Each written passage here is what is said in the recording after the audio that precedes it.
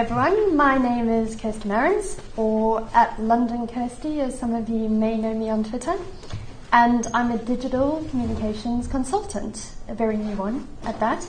I work part-time for an agency, Cherish PR, and for the rest of the time I am a freelancer. I'm here to talk about how I built up my personal brand and how you can do it too. Sounds very American. One consolation if this topic really doesn't interest you is as I'm the first one up, it can only get better from here on. Plus it's only 300 seconds, so bear with me. So why is having a personal brand important? Whether you are a prolific tweeter, like me, or an occasional blogger, or perhaps none of these things, chances are you have a digital footprint, whether you like it or not. But as this is an event for the digital community, I'm sure that this comes as no surprise. There's actually a really good quote in a book that I'm reading at the moment that says, "In an age of information, never trust a person who can't be found on Google." So, what is a personal brand? Apart from sounding a bit puncy, it's really just a way of marketing yourself and what you represent. It's your online reputation. And in this age of social and digital, it's really important. Chances are many of you are already building your personal brand. Hands up if you have a personal Twitter account. Most of you. LinkedIn? Who has their own blog? Pinterest? Google Plus? Okay. I thought that one would catch you up. So now that you realize that you're already building a personal brand online, how do you make it successful? Well, first of all, you have to figure out what it is that you're good at and how to do it really well. Now, that's my little doodle that I did. I can't design, but that's okay, that's not what I'm good at.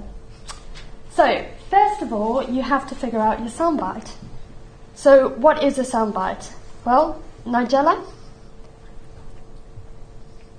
Domestic goddess. Kate Moss? Sorry, this is taking a while. I think I did the timings wrong. Cat or queen? There you go. Simon Cowell?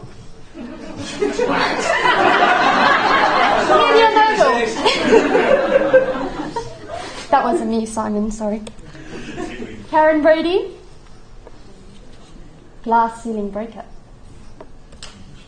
Kirsty Marrins, that's me by the way. I look a little bit different, but it's me, I'll show you. Social networker.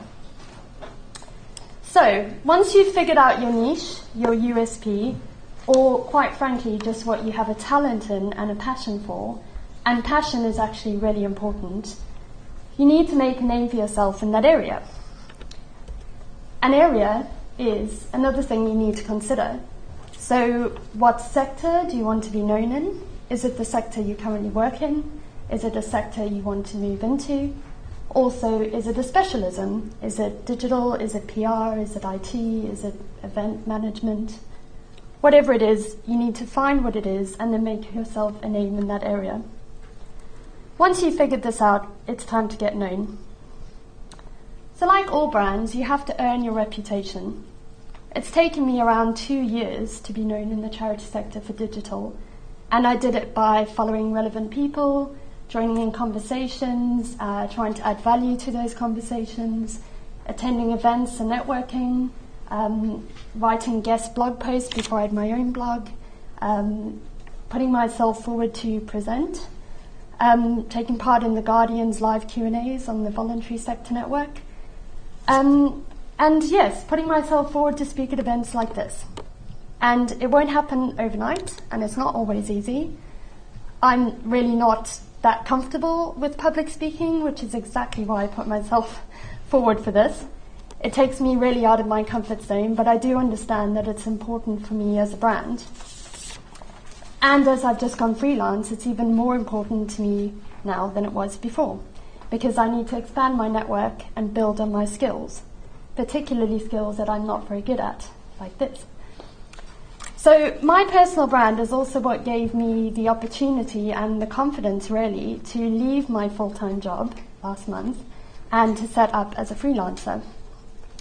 Since I've gone freelance, I've secured some work. I have had lots of meetings with people that quite frankly just wouldn't have happened if I hadn't made a name for myself. I've not, luckily yet, had to do too much work. I've had people come up to me. So enough about me, and I'm getting the cue that I need to move on. So here are 3 steps that you can take now to build up your personal brand. So define. Find out what your soundbite is and your area. And it's not really that easy to find out what your soundbite is, so you could ask your colleagues or your friends, your peers to maybe describe you in a sentence or to list your 5 best skills, and then take it from there. Develop. Get out there and get better at it. Oh, that doesn't fit in the arrow. Another thing I need to get better at. So yes, if you don't have a personal Twitter account, get one. If you do have one, try and get better at using it. If you're not sure whether you want to start a blog, try and find guest blogging opportunities. If you want to get noticed on Pinterest, forget about all your personal boards. You can have those too, but maybe try and find ones that add value to your sector.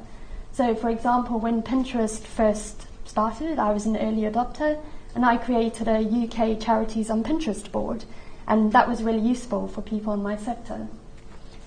Maintain. Oh, what's happening with my slide? Keep it up.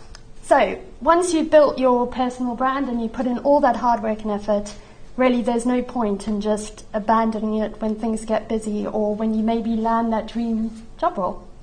So by now you've built up a reputation and you really have to maintain it, and you can't damage it by letting it slip. So try to find ways to integrate your online presence into your everyday life.